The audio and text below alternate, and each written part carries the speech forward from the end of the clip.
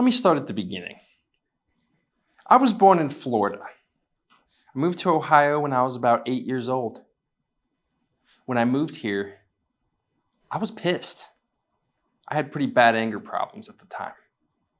I wanted to go back to the warm, sunny beaches, the coconuts and the palm trees, the lizards I used to catch. It was good times. When I landed in the airport here in Dayton, Ohio, there was an announcement played over the loudspeaker. It said, "The temperature is now 0 degrees.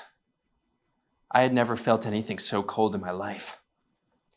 After I moved here, I got in a lot of fights. I refused to assimilate, to go with the flow, to go with the grain. I would not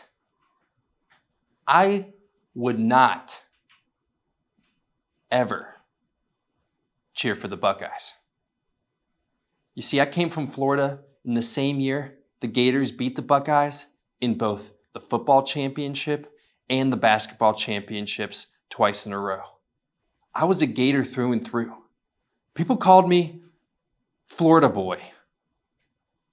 I didn't like that.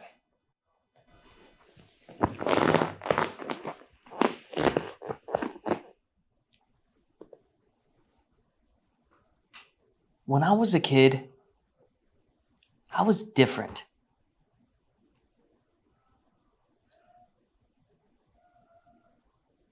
You might be wondering why.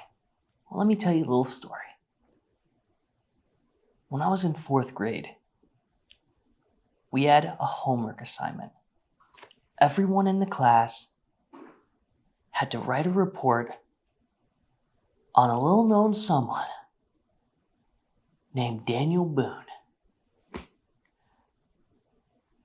So, me being the young, dapper, proactive fella I was, started in on this report early because I was going to do it different than anyone else in the class.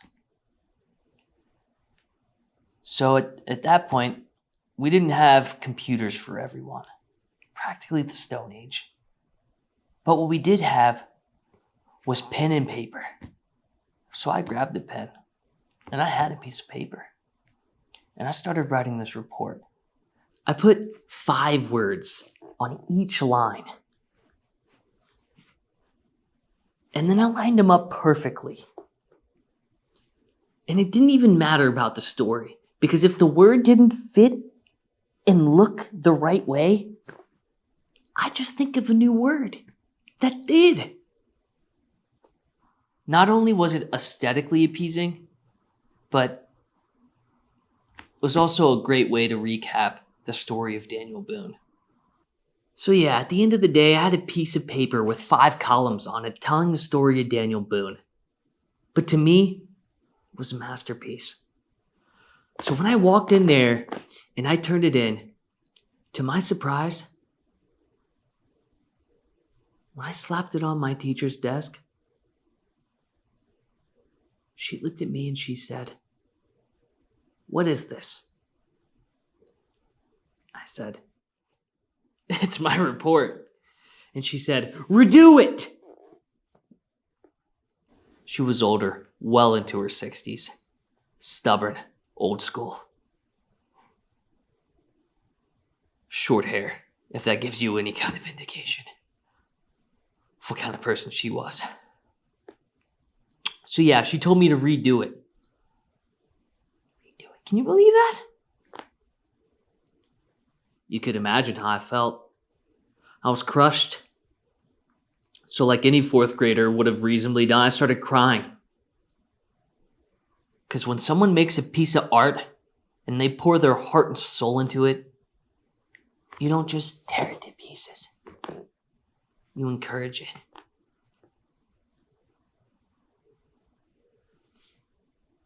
And that was the time that the world has started to shut me out, shut down my creative liveliness that made me me, my authenticity. But you learn from things like that. And that day I learned a cold, hard truth. Not everyone sees things the way you do. And sometimes they see it the exact opposite way that you do. At my school, one of our extracurricular classes was Spanish. I thought it was interesting. Coming from Florida, where a lot of people speak Spanish, I never had to learn. But now that I'm in Ohio, we have to study Spanish. In fact, I had a little problem with my teacher, Senor Deer.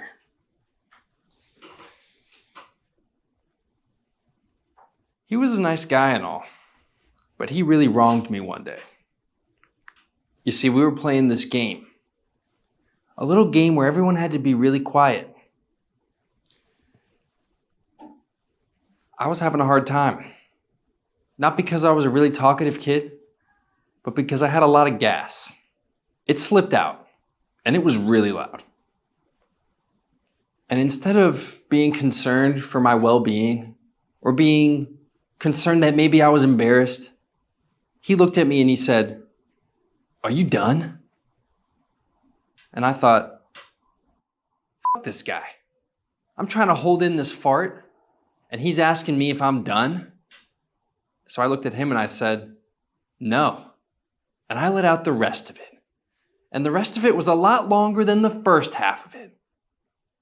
And I ended up getting a detention for that, which I thought was a little absurd considering it was just a natural bodily function.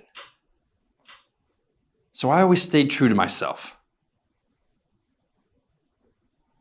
Because people fart, and that's okay. I'd never really been interested in a forced curriculum. I always liked to do things on my own terms. Consistently, throughout my whole life, I always liked to do things on my own terms.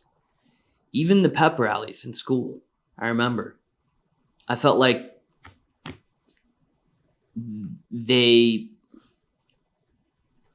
they're saying that I had to go, like I had some obligation, because I never felt any type of allegiance to the school, and I didn't like the idea of assimilating or school spirit, because I didn't have any of that.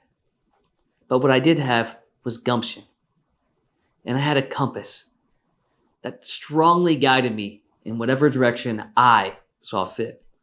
Not the school, not my teachers, not my family, not my friends, but the way that I saw fit for me. What was best for me?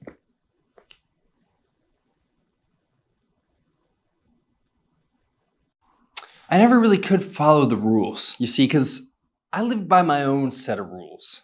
I had a very strict set of values and principles that only I followed. So that's why I had a really hard time playing sports. Because if someone stepped outside of my rules, I didn't care what was a foul or not. That's how I got the nickname, the Enforcer.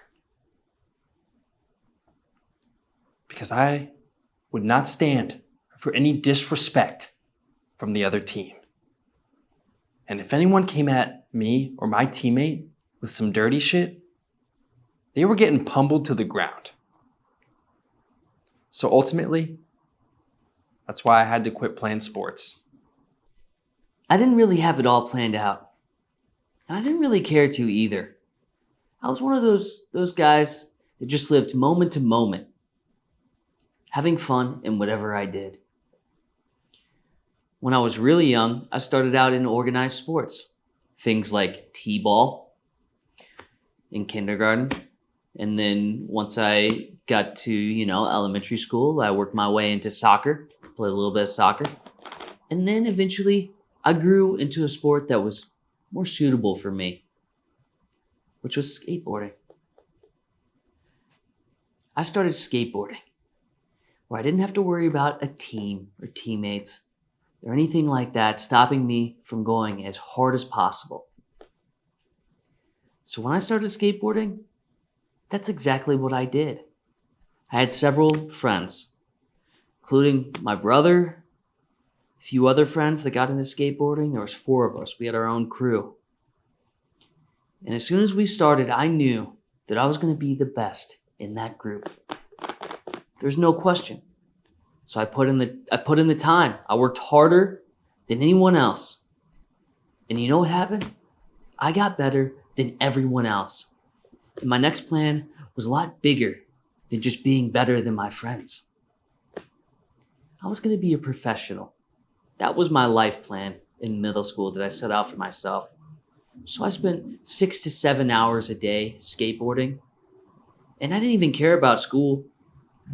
I didn't care about school at all. I was just going to be a professional skateboarder, so school didn't matter to me. I had fun. Most people looked at me as a class clown. It's fine, because I was. When I was a kid, I didn't know what I wanted to be when I grew up, like most kids. But I knew one thing. I knew I didn't want to be somebody's bitch. I knew I didn't want to work in an office, and I knew I didn't want to work for anybody besides myself. So here we are. And I knew it was possible too. I knew you didn't need to follow this traditional path that everyone tried to tell me needed to be followed. That's why when I went to college, I originally signed up for a marketing major. I was going to major in marketing because that's the best cop-out you can choose. Marketing. What does that even mean? Marketing. I could have been a marketing but you know what I did? I changed my major. I changed it to audio engineering. I had a lot of fun working in the audio scene. I used to work for the School of Music for a while. I recorded all of their performances, and they were beautiful. It was great. I would sit back, go out, get to work, set up some microphones, and then sit back and listen to some symphony, some piano. Hell, you know how many tuba concerts I sat through? It got even more fun when I started working in the live music scene in town. I worked for all the popular venues in town. I worked at Arts West doing the square dances. I worked at Donkey Coffee doing the open mic nights and the visiting artists. And I also worked at Casa Nueva doing the bar shows. I remember I ran sound for a karaoke night. DJ B-Funk in the house. And it was karaoke night. People were singing. And there wasn't enough people signing up for karaoke, so I signed up. And I sung Limp Bizkit Rollin'. Putting bounce in the mosh pit, if you know what I'm saying. One day, my dad, he calls me into his office, and I didn't know why. I was like, all right, I'll go sit in my office and talk one-on-one with my dad. I didn't think I did anything wrong, so I walked in and he says, Jake, sit down. So I sat down and I was looking at him, sitting across, and he said, so, and this was senior year. It's like, so, Jake, what do you want to do with your life? And I thought about it for a few seconds and I was like, Plan A to be a professional skateboarder failed. I didn't really have a backup plan. And I hadn't really thought about it, so truthfully, I really didn't know. He said, well, what kind of things do you like? I didn't really have any good answers, but somehow I landed on bridges. Like building bridges. I was going to go to college and be a civil engineer.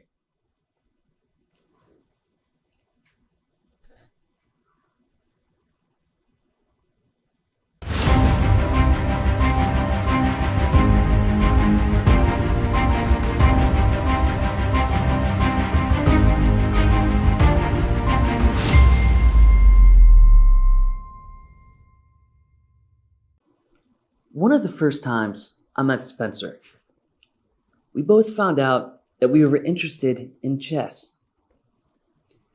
we also were interested in not losing. I never wanted to lose. Never liked it. Couldn't stand it. And one thing that I noticed is that people didn't like losing to me. We both wanted to win. No matter what. It was fierce. I couldn't face losing to Jake.